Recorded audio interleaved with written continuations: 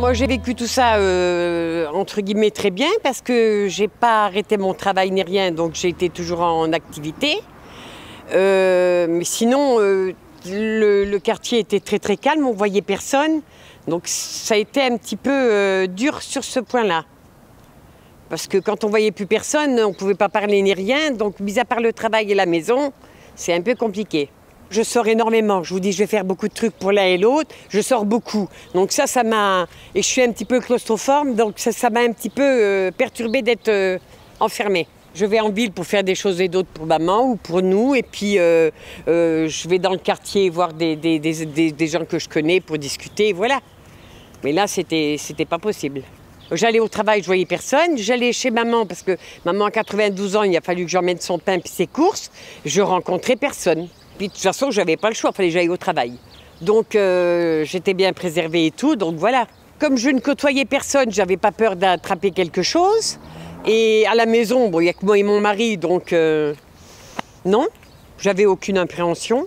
Les gens respectaient bien, on n'était jamais trop entre les voisins l'un à côté de l'autre.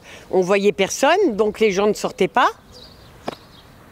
Alors voilà, c'est vrai que c'était un petit peu, on va dire, nul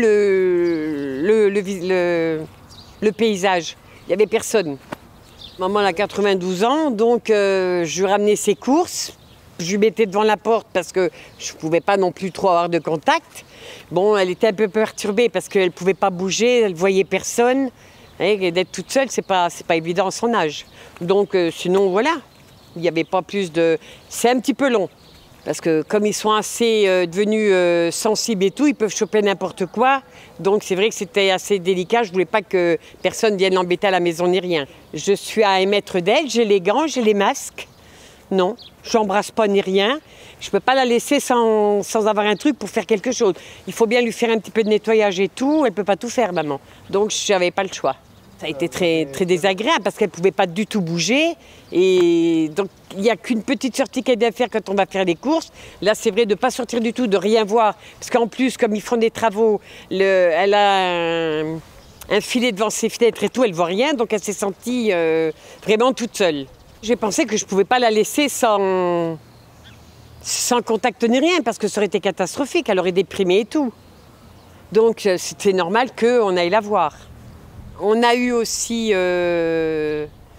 des personnes qui sont au centre social qui ont pris de nos nouvelles, qui nous ont amené des masques à la maison. Ils sont toujours présents de toute façon parce que quand il y a quelque chose, on est au courant de s'il y avait un problème, ils nous le disent. Donc voilà. Dans mon quartier, ça applaudissait pas mal. J'ai mon mari qui travaille à l'hôpital et tout, et puis pour les personnes qui ont eu des difficultés, oui, c'est normal. Il y va quand même un peu avec la boule au ventre, parce qu'il est quand même obligé de travailler, il a les masques, il a les gants, mais on ne peut pas dire qu'il n'est pas exposé, parce que comme il travaille à la pharmacie, il emmène des trucs dans les services, donc il peut côtoyer le virus. Mais bon, maintenant, comme il est au travail, il n'avait pas le choix.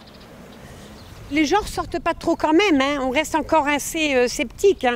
Parce que vu ce qu'on entend aux informations, il y a quand même des nouveaux cas qui arrivent dans le truc, donc on ne sort encore pas plus que ça. Hein.